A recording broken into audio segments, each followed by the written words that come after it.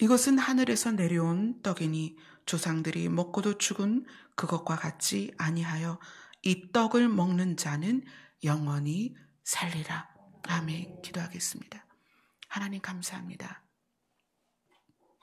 우리가 이 땅에서 수많은 것을 먹고 살지만 그것들은 결국 우리가 죽는 것을 막지 못합니다. 그러나 하나님께서 하나님 자신을 우리에게 먹이셔서 우리를 살리셨습니다. 이제 주님이 우리 안에 들어오신 것을 우리가 입으로 시인하고 구원을 받았습니다. 이 시간에 내 안에 계신 예수 그리스도와 내 안에 계신 예수 그리스도로 말미암아 살아난 우리 자신에 대한 우리가 주의 열매인 것을 고백하는 시간입니다. 이 떡을 먹을 때마다 자기 살을 나누어 주신 예수 그리스도의 그 깊은 사랑을 깨닫고 느끼게 하여 주시옵소서. 예수님 이름으로 기도드리옵나이다. 아멘. 자, 이 시간엔 같이 앞에 있는 예수님의 살을, 예수님의 떡을, 예수님의 몸을 먹는 시간을 갖도록 하겠습니다.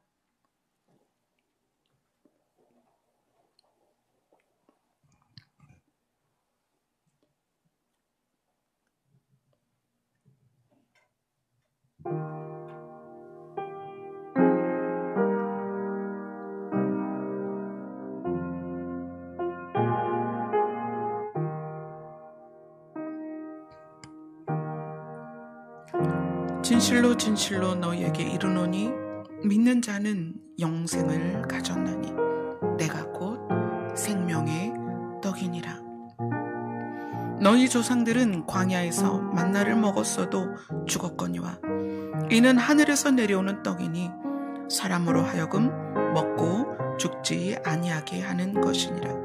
나는 하늘에서 내려온 살아있는 떡이니 사람이 이 떡을 먹으면 영생하리라. 내가 줄 떡은 곧 세상의 생명을 위한 내 살이니라 하시니라. 아멘.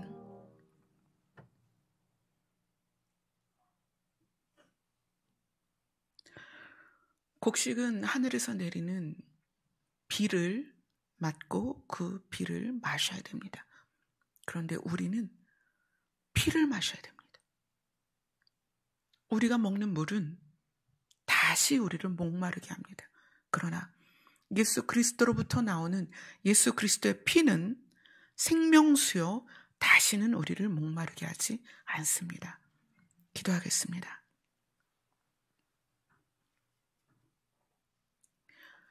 예수님은 몸을 쪼개시고 그 피를 우리에게 넘치도록 부어주셨습니다. 그 피로 말미암아 주홍 같은 우리의 죄가 사함을 받고 우리의 죄값을 치르시고 우리로 영생을 얻게 하셨습니다.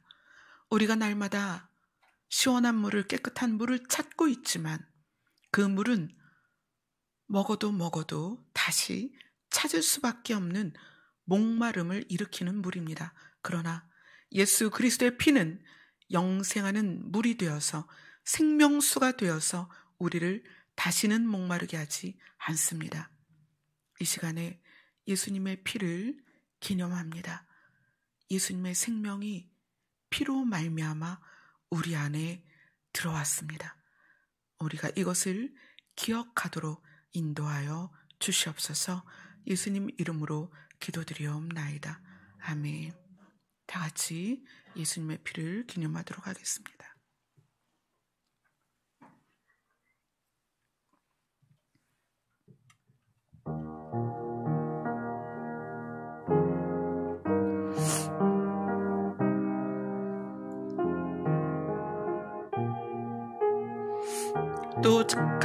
또 잔을 가지사 감사기도 하시고 그들에게 주시며 이르시되 너희가 다 이것을 마시라. 이것은 죄사함을 얻게 하려고 많은 사람을 위하여 흘리는 바 나의 피 곧 언약의 피니라. 식후에 또한 그와 같이 잔을 가지시고 이르시되 이 잔은 내 피로 세운 새 언약이니 이것을 행하여 마실 때마다 나를 기념하라 하셨으니.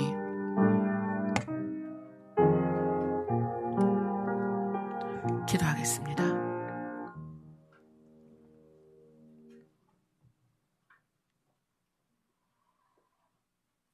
우리가 날마다 살과 피로써 우리에게 생명을 공급하신 예수님을 기억하게 하여 주시옵소서. 우리가 날마다 십자가 위에서 우리를 향하여 생명을 주시기 위하여 최선을 다하신, 그래서 생명까지 버리신 예수 그리스도를, 그 은혜를 기억하게 하여 주옵소서. 그리고 그 주님의 발걸음을 따라갈 수 있도록 인도하여 주시옵소서.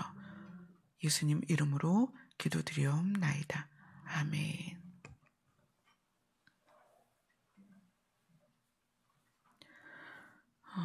말씀 누가복음 4장 16절부터 20절까지 말씀 보도록 하겠습니다.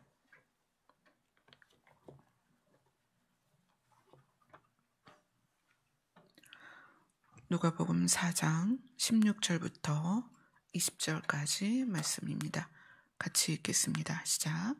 예수께서 그 자라나신 곳 나사렛에 이르사 안식일에 늘 하시던 대로 회당에 들어가사 성경을 읽으려고 서심해 선지자 이사야의 글을 들이거늘 책을 펴서 이렇게 기록된 데를 찾으시니 곧 주의 성령이 내게 임하셨으니 이는 가난한 자에게 복음을 전하게 하시려고 내게 기름을 부으시고 나를 보내사 포로된 자에게 자유를, 눈먼 자에게 다시 보게 함을 전파하며 눌린 자를 자유롭게 하고 주의 은혜의 해를 전파하게 하려 하심이라 하였더라.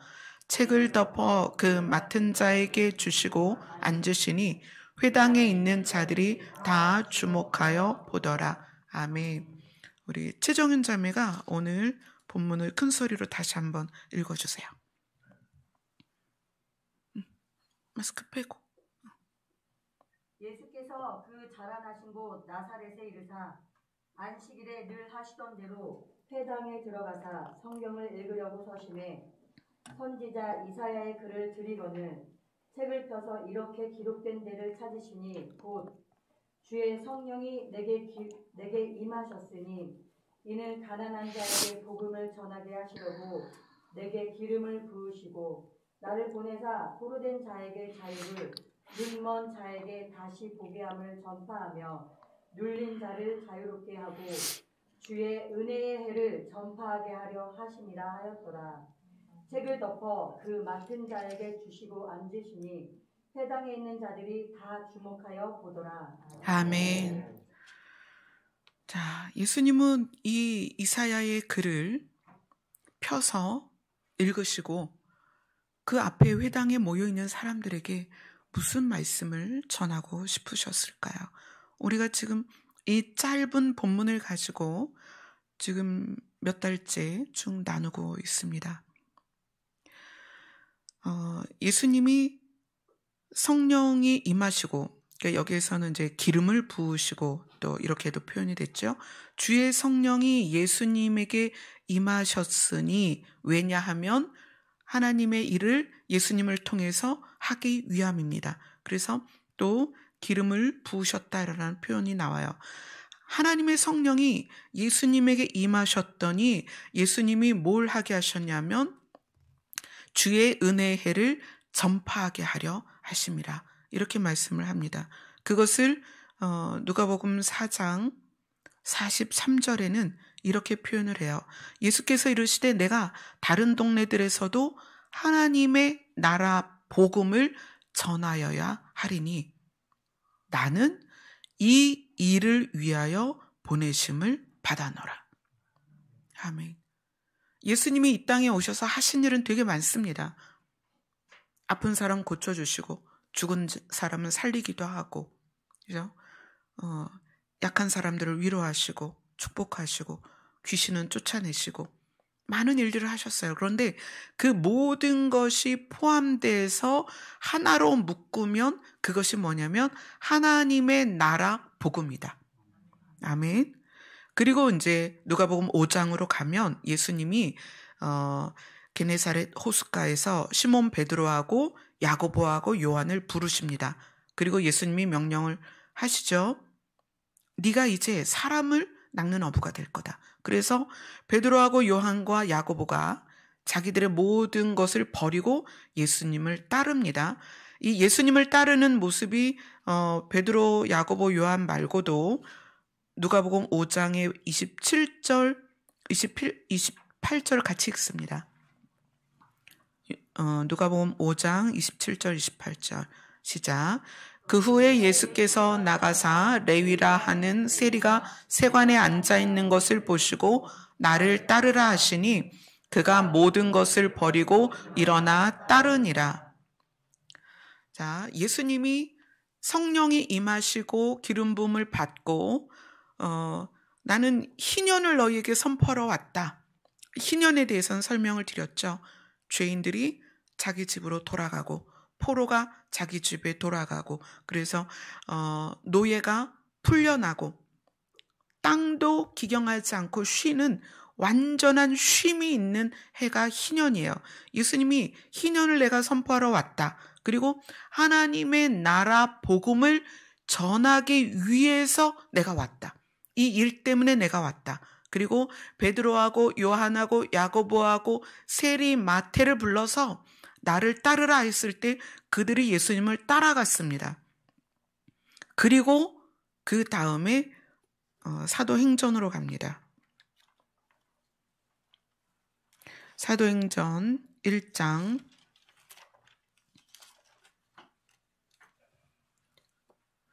이 사도행전 1장 처음에 이 1장에 나오는 모습이 어떤 거냐면 예수님이 부활하시고 나서의 40일 동안 뭘 하셨는가 그 중요한 핵심이 나와요. 예수님이 십자가 지시기 전에 정말 다양한 일들을 행하셨어요. 많이 가르치고 많은 기적을 행하셨어요. 그리고 약속대로 십자가를 지시고 죽으셨다가 무덤을 열고 살아나셨습니다. 그럼 살아나신 상태에서 하늘에 오르시기까지의 그 기간에는 가장 핵심적인, 가장 중요한 걸 하셨다는 거예요. 그죠? 제자들에게 봐라, 나 살아났지? 약속대로 살아났지? 그리고 예수님이 하셔야 될 일의 핵심을 하셨다는 거예요. 사도행전 1장 3절입니다. 같이 읽겠습니다. 시작. 그가 고난 받으신 후에 또한 그들에게 확실한 많은 증거로 친히 살아 계심을 나타내사 40일 동안 그들에게 보이시며 하나님 나라의 일을 말씀하시니라. 아멘. 예수님이 이 땅에 오신 것은 하나님의 나라 복음을 전하려고 오셨고 예수님이 자기의 사역, 우리의 죄를 값을 치르시는 게 예수님의 사역이죠. 우리의 죄의 값을 치르셔서 우리가 다 살아날 수 있는 조건을 만드시고 부활하셨습니다. 부활하시고 승천하시기까지의 그 시간차가 40일이었어요. 근데 그 40일 동안에 이제는 핵심과 엑기스를 전하셨겠죠. 예수님이 하늘로 올라가시면 이제 내려오시기 전까지는 제자들을 못 만나잖아요. 그러니까 제자들에게 내가 곧 올 거야. 하지만 내가 없는 동안에 너희들이 반드시 명심해야 될 게 있어. 그게 뭐예요? 하나님의 나라에 대한 거예요. 예수님은 부활하시고 승천하시기까지의 이 40일 동안에 하나님의 나라의 일을 말씀하셨습니다. 그리고 이것이 예수님이 우리에게 본을 보이신 거죠. 제자들에게 나를 따르라라고 한 것은 예수님의 모습을 그대로 살아라. 그래서 너희를 제자라고 한다. 이렇게 말씀하세요. 그리고 예수님이 제자들에게 본을 보인 마지막이 뭐냐면 사도행전 1장 9절입니다. 사도행전 1장 9절 같이 읽겠습니다. 시작. 이 말씀을 마치시고 그들이 보는데 올려져 가시니 구름이 그를 가리어 보이지 않게 하더라. 자, 그리고 10절, 11절을 읽겠습니다. 시작.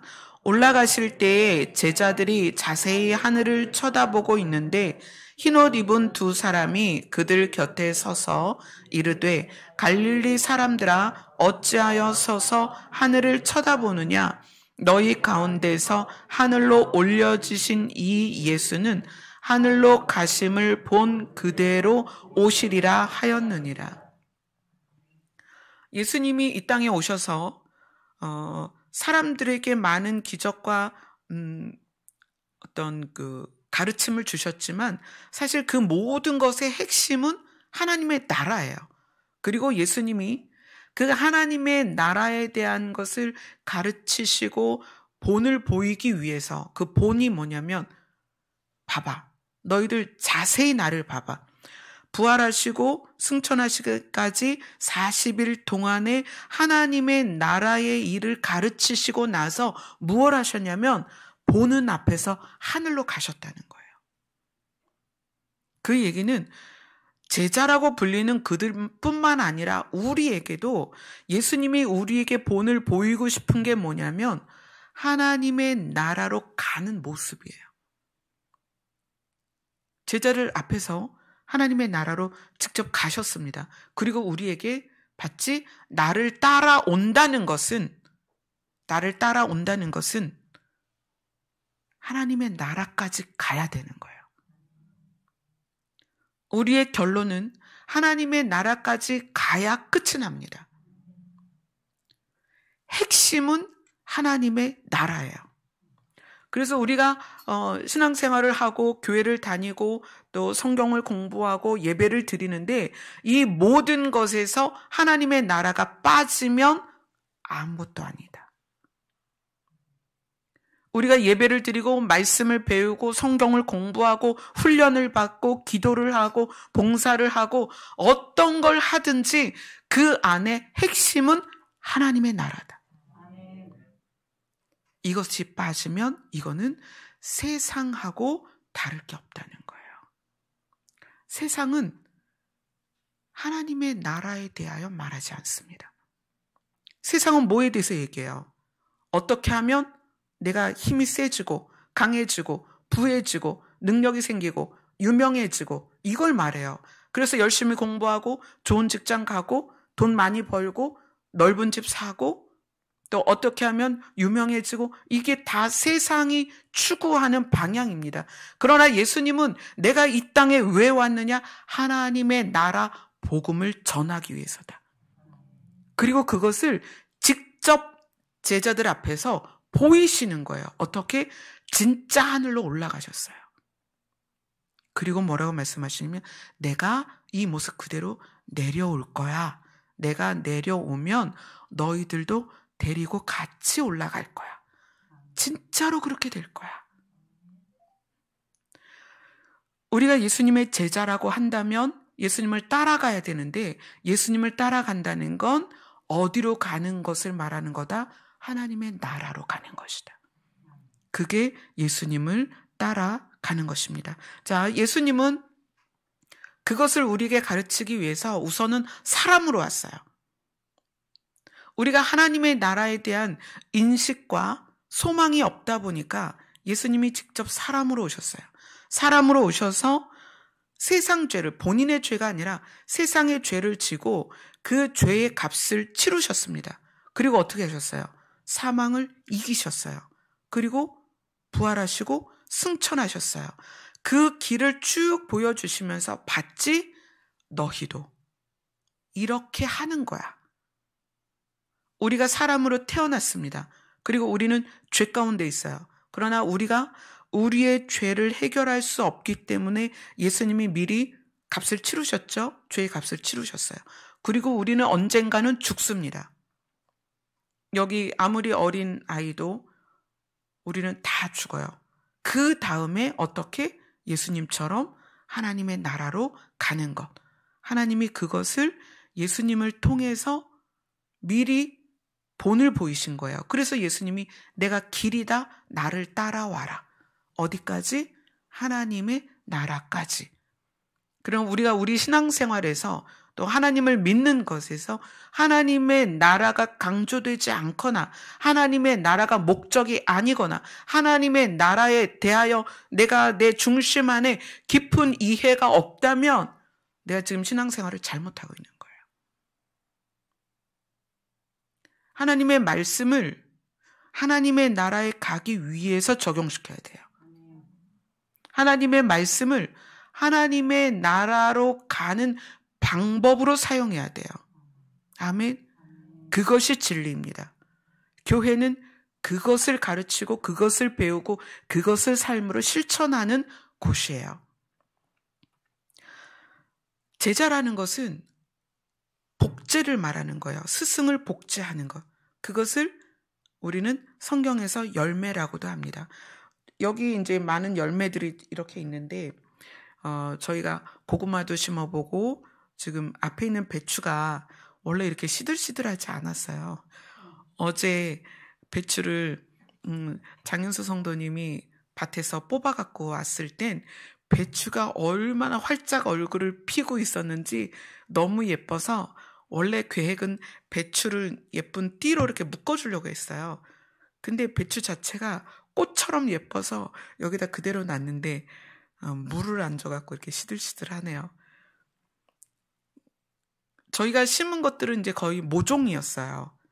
씨에서 모종까지 가는 시간을 단축하기 위해서 보통 모종을 심죠. 근데 한 가지가 씨를 뿌린 게 있어요.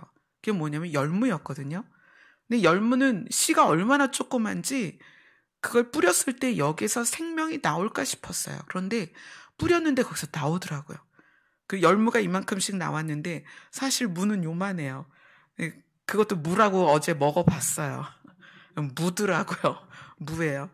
그 씨앗이 그 모양이 씨 모양을 보아서는 열매가 뭐가 열릴지는 사실은 몰라요. 여러분 씨를 한 100가지를 한 봉지에 넣고 흔들어 보세요. 그리고 쫙 펴놓으면 도대체 이게 뭐가 나올지 모르죠. 근데 그 100가지 씨앗을 밭에 뿌렸을 때 뭘 뿌렸는지는 어떻게 알아요? 열매 보고 아는 거죠. 얘네가 자라난 걸 보고 그 100가지 씨앗이 씨앗 보고는 모르죠. 뭐가 뭔지. 그런데 이렇게 나오고 호박도 나오고 가지도 열리고 토마토도 열리고 내가 이런 씨를 심었구나 이런 걸 알듯이 예수님이 자기 자신을 이렇게 소개를 해요. 나는 포도나무다. 이렇게 얘기를 하세요. 자, 그러면 포도나무의 열매는 뭐가 열려야 될까요? 포도가 열려야 되죠. 포도나무에 다른 열매가 열리면 그건 포도나무가 아니에요. 그러면 예수님이 자기 자신이 나는 포도나무다 그랬으면 예수님에게 열리는 열매는 뭐가 나와야 돼요? 포도가 나와야 돼요. 그러면 여러분이 예수님의 열매잖아요. 예수님께서 한 알의 밀알처럼 땅에 썩어져서 죽음을 통해서 우리가 열렸어요. 우리는 뭐여야 돼요? 우리 다 포도여야 돼요. 예수님이 포도나무고 우리가 가지라고 했어요. 근데 그 가지에 열매가 열리잖아요. 내가 예수님께 맺어진 가지라면, 내가 예수님께 박혀있는 가지라면 이 가지에는 뭐가 열려요? 포도가 열려야 되는데 그 얘기는 내가 예수님처럼 그 가지에 매달려 있어야 된다는 거예요. 여러분 자신이 한 사람 한 사람이 다 예수님이어야 되는 거예요. 요한복음 15장으로 갑니다.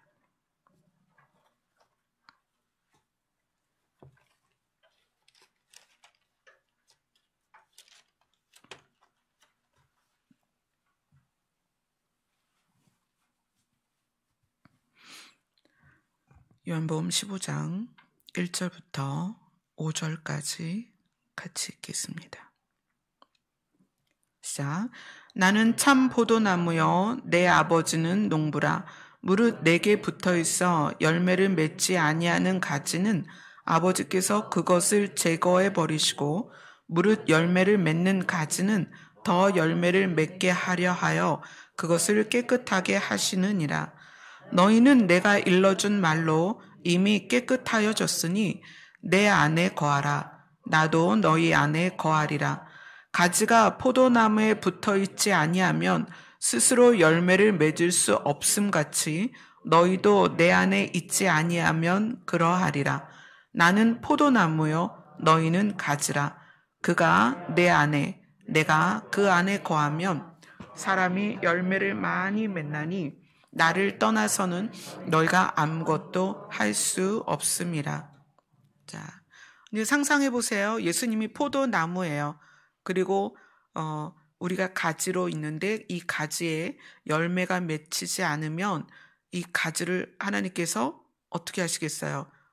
꺾어서 버리시겠죠. 자, 우리가 예수님에게 붙어 있는 가지로서 열매를 맺는다면 우리는 당연히 포도를 맺어야 되고, 예수님이 포도나무이기 때문에 포도 형상이지만 사실 그거는 예수여야 된다는 거예요. 우리의 열매는 예수다. 곧 나는 예수여야 한다. 아멘. 그래서 이렇게 말씀하세요. 나는 포도나무요 너희는 가지라. 그가 내 안에 내가 그 안에. 이렇게 표현을 해요. 우리가 예수 안에 있다는 것은 지난 시간에도 다뤘던 내용인데 예수님을 옷 입는 걸 말하는 거예요. 예수님이 계신데 예수님이에요. 근데 우리 자신은 사실은 우리 자신은 예수님을 따라서 천국에 갈 수가 없어요. 질 자체가 다르고, 그죠? 우리는 사람이고 예수님은 신이시잖아요. 질 자체가 다르고 우리는 죄인이고 예수님은 죄가 없는 분이에요. 예수님은 죄가 없기 때문에 하나님의 나라에 갔지만 우리는 죄 때문에 하나님 나라에 갈 수가 없어요. 거룩함이 없이는 하나님을 볼 수가 없어요. 그래서 하나님이 뭐라고 말씀하시냐면 너희는 예수로 옷을 입어라. 너희 자신은 죄로 수치 가운데 있기 때문에 흰 옷을 입어라. 계시록에선 흰 옷이라고 그러죠. 자, 그래서 그것이 뭐냐면 예수님으로 옷을 입는 거예요. 나 자신은 죄악 가운데 있고 수치스럽고 죄를 지을 수밖에 없는 존재이지만 예수님으로 옷을 입는 거예요. 그래서 예수님이 포도나무인데 우리 자신이 예수님께는 좋은 열매가 될 수 없는 거예요. 그래서 어떻게? 예수로 옷 입고 예수님께 붙어 있는 거예요. 그래서 예수님이라는 나무에 예수로 옷 입은 수많은 우리가 매달려 있는 거예요. 그래서 외형적으로 우리는 모두 예수의 옷을 입어야 된다. 그것에 대해서 갈라디아서에서는 너희가 예수로 합하여지기 위해서 세례를 받았는데 그것이 뭐다? 예수로 옷을 입은 거다. 세례를 받는다는 것은 물론 교회에서 물리적인 세례를 하죠. 침례를 하기도 하고 약식으로 세례를 하기도 하는데 세례를 받는다, 예수님과 합하여진다는 것은 예수 그리스도를 하나님의 아들이시고 내 죄 때문에 죽으셔서 나의 죄값을 치르신 분이라고 믿는 것. 아멘. 그분을 믿는 것. 그것이 예수로 옷을 입은 거예요. 그래서 외형상에 예수님이라는 나무에 예수로 옷 입은 우리가 주렁주렁 매달렸다는 거예요. 자, 이미지가 이제 좀 생기죠. 예수님이라는 나무에 우리가 매달려 있는데 우리는 전부 예수로 옷을 입어서 예수 모양이다. 포도나무에 포도 열매가 열려야죠. 다른 거 감 달리거나 사과 달리면 안 되는 거거든요. 그래서 예수에게 우리가 가지로 있으면서 어떤 열매? 예수로 옷 입은 내가 매달려 있어야 된다는 거예요. 아멘. 자, 그러면 여러분들이 주변에 우리 지금 같이 예배를 드리는 분들이나 인터넷으로 예배를 드리면서 예배를 드리는 분들끼리 쳐다보시면 누가 보여야 돼요? 예수가 보여야 돼요. 여러분 자신은 전부 다 예수로 옷을 입었습니다. 이렇게 여러분 자신이 돌아다니면 안 돼요. 여기 예배 시간에 이렇게 자기 자신이 앉아있으면 안 돼요. 누가 앉아있어야 돼요? 예수님이 앉아있어야 돼요. 아시겠어요? 그래서 사도행전에 뭐라고 말하냐면 그 초대교회 사람들을 보고 믿지 않던 사람들이 그들을 향하여 뭐라고 불렀어요? 그리스도인이다. 저들은 그리스도인이다. 우리가 십자가에 못 박아 죽였던 그 예수 그리스도. 그분이 드러나는 거예요. 초대교회 사람들을 보고. 우리가 교회 다니면 그리스도인이 아니라 예수 그리스도가 드러나야 그리스도인입니다. 예수로 옷 입는다는 것은 상징적인 의미기는 하지만 실제입니다. 그래서 여러분이 어디를 다니던 여러분의 옷이 예수 그리스도이기 때문에 여러분 자신이 홍성에 있든 서울에 있든 구리에 있든 어디에 있든 여러분은 누구로 드러나야 돼요? 예수로 드러나야 돼요. 굉장히 중요한 거예요. 그래서 교회 문을 열었을 때 교회 안에 누가 가득해야 돼요? 예수님이 가득해야 되는 거예요. 또 우리 각자 한 사람 한 사람이 자기 가정으로 돌아갔을 때 가족들이 그 사람을 볼 때 예수가 보여야 된다. 아멘. 이거 여러분 아주 심각한 얘기예요. 그 얘기는 예수로 안 볼 수도 있다는 거예요. 열매 맺지 않는 가지는, 열매 맺지 않는 나무는 어떻게 하겠다? 찍어서 불에 던지겠다. 교회는 50년 다녔는데 예수로 옷을 입지 않고 예수로 보이지 않아. 그럼 어떻게 하겠다는 거예요? 이 열매가 안 된 거잖아요.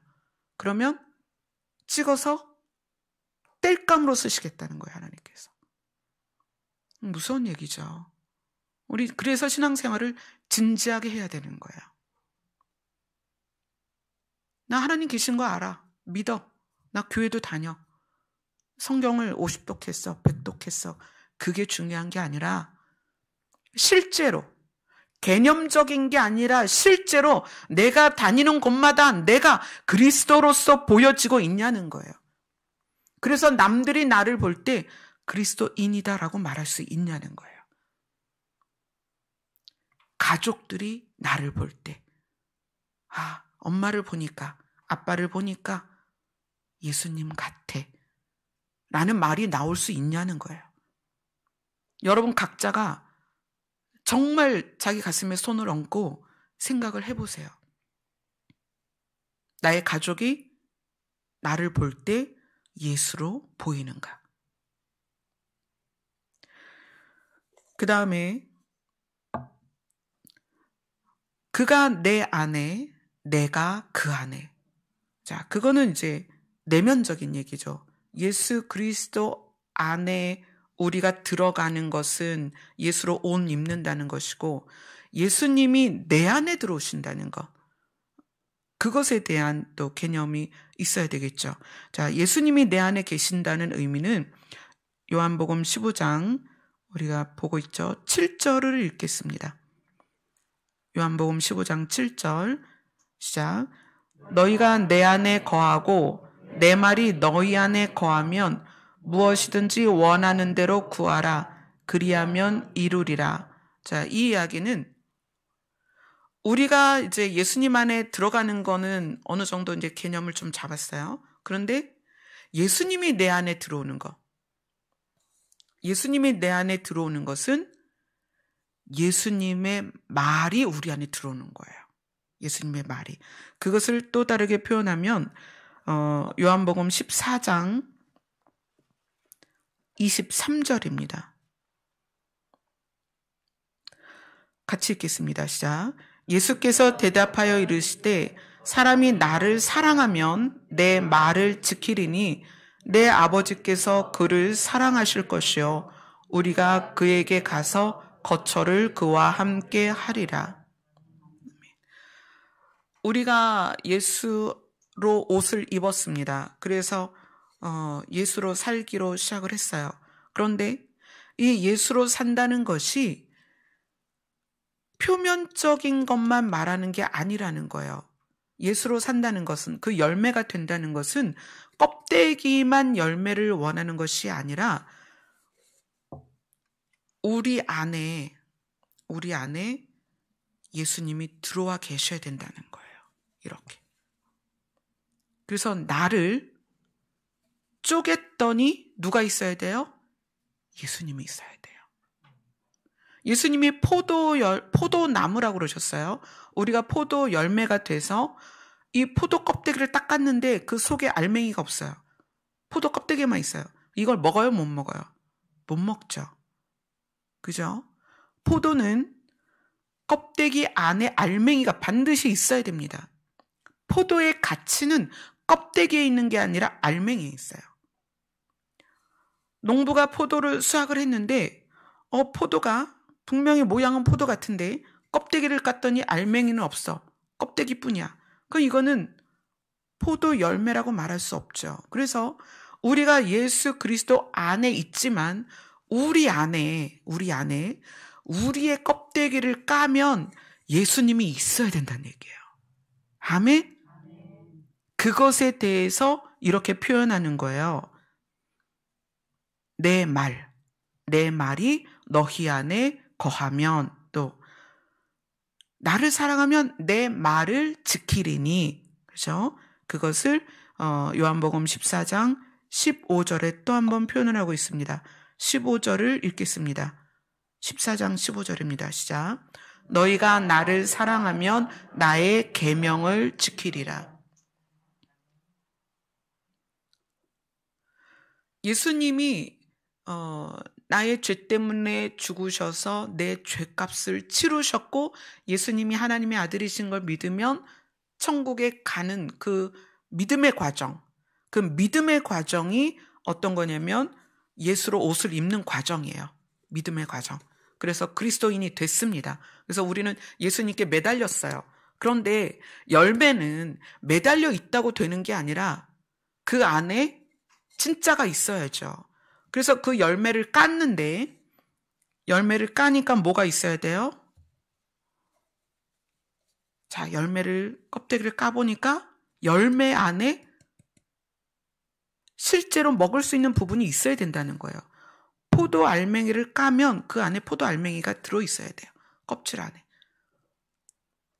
그 얘기를 하는 거예요. 우리가 교회를 다니고 우리 스스로가 그리스도인이라고 말을 하는데 우리 안에, 내면 안에 누가 있어야 돼요? 예수가 있어야 된다. 그러니까 즉 외모로 봐도 그리스도인이라고 보여져야 되고 내면으로 봐도 예수 그리스도가 내 안에 계셔야 된다. 그래야 이것이 진짜 예수 그리스도의 열매인 것입니다. 예수님이 계시록에서 처음 익은 열매를 수확하시겠다 그래요. 처음 익은 열매가 무엇일까요? 밭에 농부가 나아갔는데 태풍이 오기 전에 실한 열매를 먼저, 태풍에 떨어지지 않도록 실한 열매를 먼저 구하는 거예요. 처음 익은 열매. 근데 그 처음 익은 열매의 특징은 예수 그리스도로 옷을 입고 그 안에 예수 그리스도가 아주 실하게 들어있는 거예요. 우리 자신이 그래야 된다는 거예요. 그래야 우리가 처음 익은 열매가 된다는 거예요. 이것에 대해서 반대되는 개념을 보면 좀 더 분명하죠. 이사야서를 갑니다.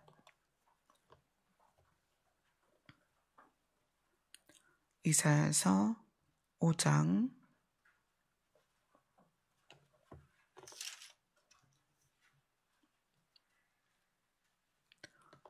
1절로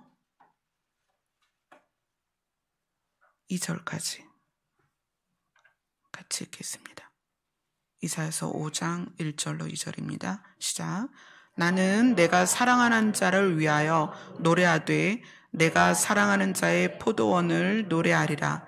내가 사랑하는 자에게 포도원이 있으며 심히 기름진 사내로다. 땅을 파서 돌을 채하고 극상품 포도나무를 심었도다. 그 중에 망대를 세웠고 또 그 안에 술틀을 팠도다. 좋은 포도 맺기를 바랐더니 들포도를 맺었도다. 이게 금요일날 함께 나눴던 이스라엘에 관한 말씀이에요. 하나님께서 애굽에서 이스라엘을 건져내서 가나안까지 데려가셨어요. 가나안의 족속들을 다 몰아내시고 땅을 나눠서 이스라엘 사람들이 그 가나안에 정착하도록 해주셨다는 거예요. 그리고 그들이 하나님께 감사하며 영광 돌리며 살기를 원했는데 그렇지 않았다는 거죠.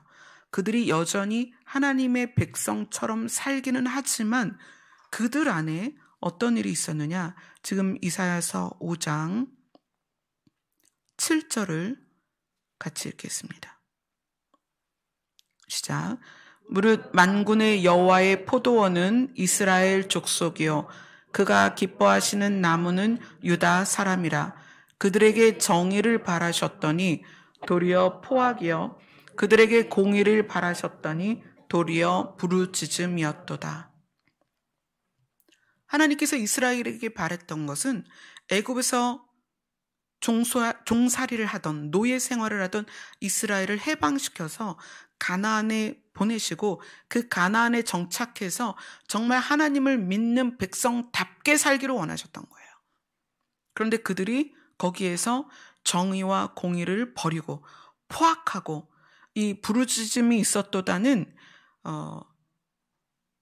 선을 베풀지 않아서 누군가가 하나님을 향하여 고통 가운데 부르짖고 있다는 거예요. 본인들이 그러한 노예로서의 종으로서의 삶 가운데 하나님께 고통을 부르짖어서 하나님이 그것을 들으시고 출애굽기에 뭐라고 말씀하셨어요? 내가 너희를 데려가리라. 어디로? 가나안으로 데려가리라. 그래서 고통 가운데서 그들을 건져서 가나안에 데려가서 그들이 살 수 있도록 모든 환경을 마련해 주셨습니다. 그리고 그것을 이사야서에서는 극상품 포도나무를 심었다고 그랬어요. 근데 그들이 삶 가운데 자기들이 하나님께 받은 은혜와 자기들이 종과 노예에서 노임을 받은 고통 가운데서 노임을 받은 것을 기억하지 않고 자기가 그 안에서 어떻게 살았냐면 다른 사람들에게 포악하고 그들이 고통으로 신음하며 부르짖도록 만들었다는 거예요. 그래서 그들에 대하여 그들의 열매가 들포도다 이렇게 얘기를 하는 거예요. 하나님은 우리에게 생명을 주셨고요. 하나님은 우리에게 하나님의 나라에 갈 자격을 주셨습니다. 이스라엘처럼 우리를 극상품 포도나무가 될 수 있게 해주셨습니다. 그런데 우리가 만약에 들포도 열매를 맺는다면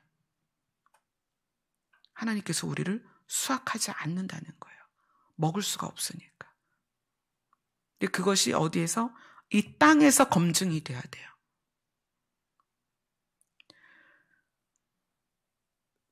신앙생활이 그래서 사실은 예수님이 그렇게 말씀하셨죠. 찾는 자가 적고 그 길이 좁고 협착하다.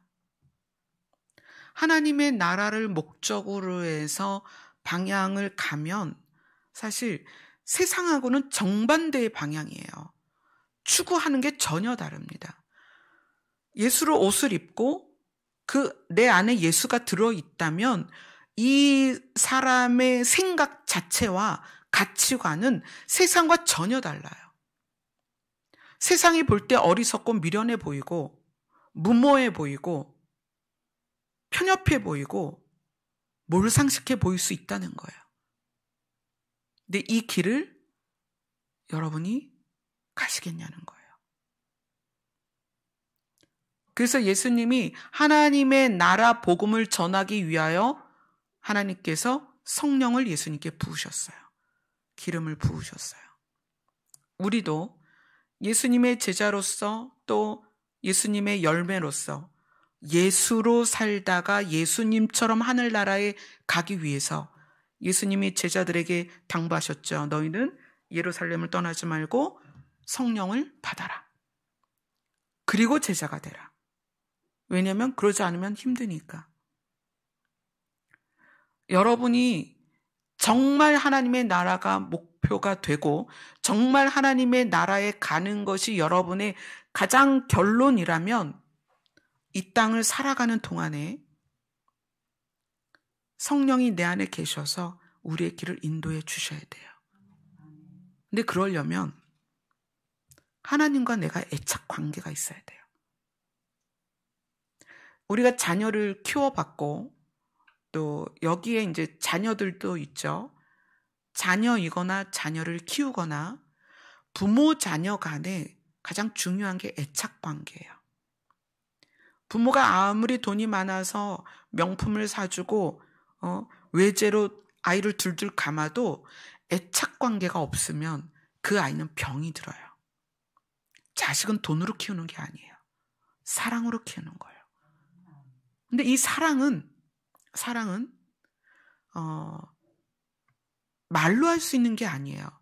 이 애착이라는 것은 사랑과 이 착은 붙을 착이에요. 그래서 뭐 접착제 이렇게 말하죠. 착은 붙을 착이에요.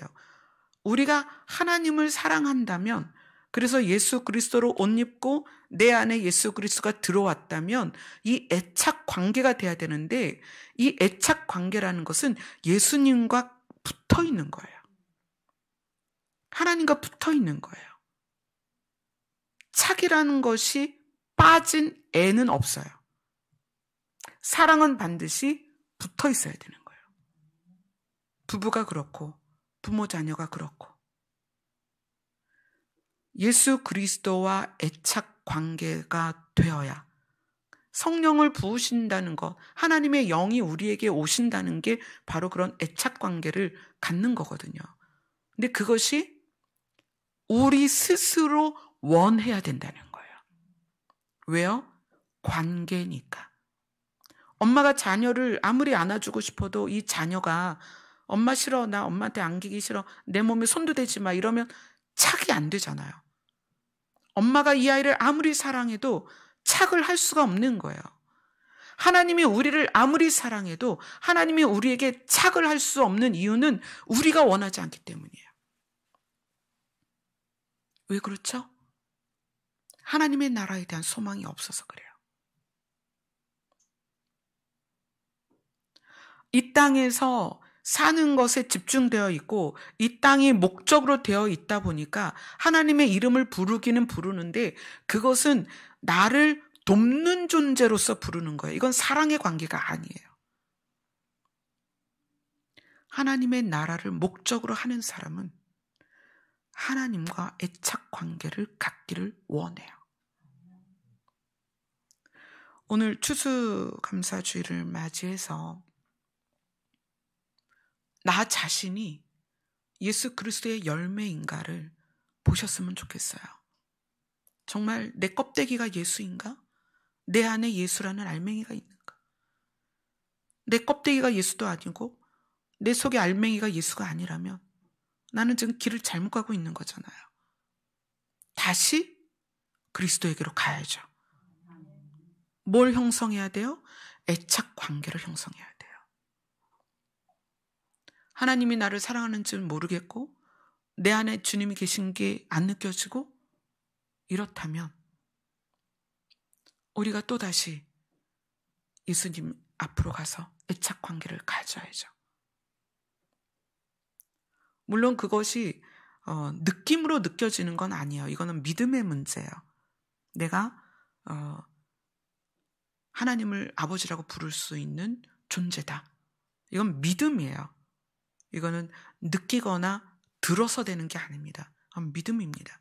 그리고 예수 그리스도가 내 안에 계시고 내가 예수 그리스도로 옷 입었다는 것도 사실은 믿음이에요. 그런데 이 믿음이 애착관계로 조금 더 커질 수 있다는 거예요. 긴밀해질 수 있다는 거예요. 그래서 여러분들이 기도의 시간을 정말 소중히 생각하셨으면 좋겠어요. 그래서 제가 목회를 하는 이 목회 과정에서 중요시하는 게 여러분이 교회에 왔을 때는 주님과 애착관계를 가질 수 있는 시간을 교회가 제공을 해야 된다라고 늘 생각을 하고 있어요. 그래서 우리가 말씀 듣고 나면 꼭 1시간씩 기도를 하고 가잖아요. 그게 이제 그런 애착관계를 위한 시간들이에요. 여러분 자신이 예수 그리스도의 열매로서 예수 그리스도로 옷 입고 내 안에 예수 그리스도의 그 열매가 내 안에 예수 그리스도의 말씀이 들어있어서 겉으로도 예수요 안으로 까도 예수인 그런 삶을 살기를 소원해야 됩니다. 아멘.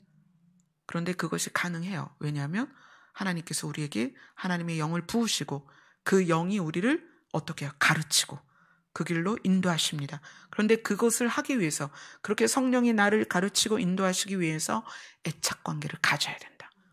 예수님께 붙어 있어야 된다. 물론 삶 가운데 여러 가지 삶을 살아야 되겠지만 그 모든 삶 가운데 그래서 그 애착관계를 중요하게 말씀하시는 부분이 쉬지 말고 기도하라는 거죠. 예수님과 늘 붙어 있고 하나님과 늘 붙어 있는 그런 관계.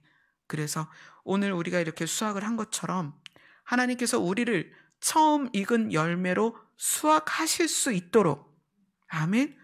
그렇게 준비되는 우리가 되어야 됩니다. 아멘. 기도하겠습니다.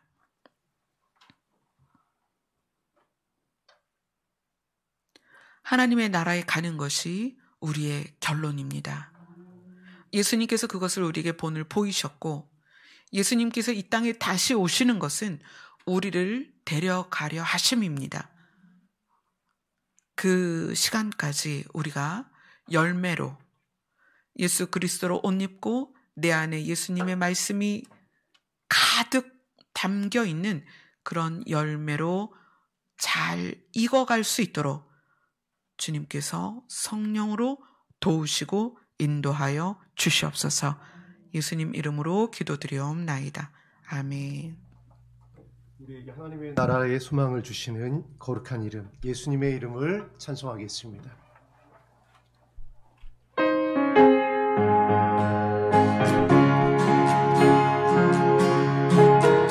슬픈 마음 있는 사람 슬픈 마음 있는 사람 예수 이름 믿으며 영원토록 변함없는 기쁨 슬픈 마음 있는 사람 슬픈 마음 있는 사람 예수 이름 믿으며 영원토록 변함없는 깊은 마음으로 예수의 이름을 세상의 소망이요 예수의 이름은 천국의 기쁨일세 거룩하신 주의 이름 너의 방패 삼으라 환난 시험 당할 때에 주께 기도드려라 예수의 이름은 세상의 소망이요 예수의 이름은 천국의 기쁨일세 존귀하신 주의 이름 우리 기쁨되도다. 아멘.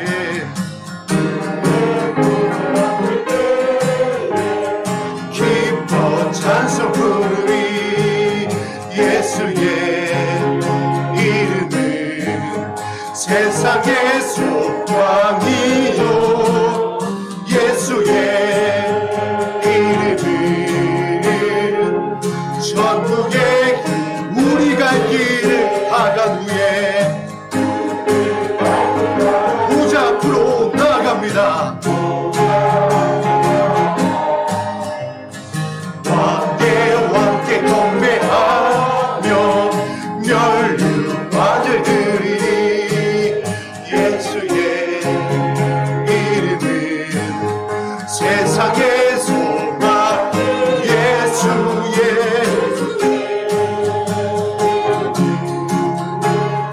우리 다시 한번 기쁨으로 선포합니다. 우리가 길 다간 후에 함께 갑시다.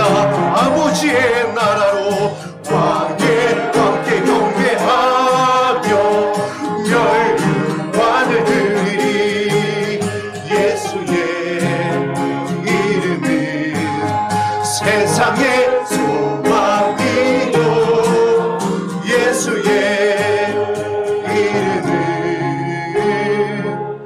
천국의 기쁨 간절히 부릅니다. 예수의 이름은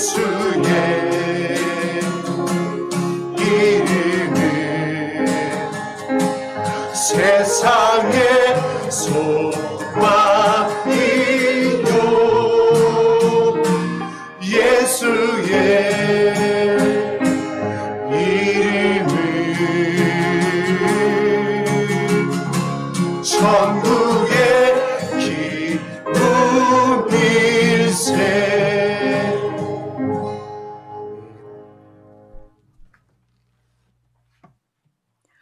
예수님이 우리에게 원하시는 것은 예수님을 따라 하나님의 나라에 가는 것입니다. 예수님이 우리에게 원하시는 것은 예수님 안에 있는 영생을 우리가 소유하는 거예요. 그래서 예수로 옷 입고 예수를 내 안에 받아들여서 그 예수님의 안에 있는 영생을 우리가 소유하는 거예요.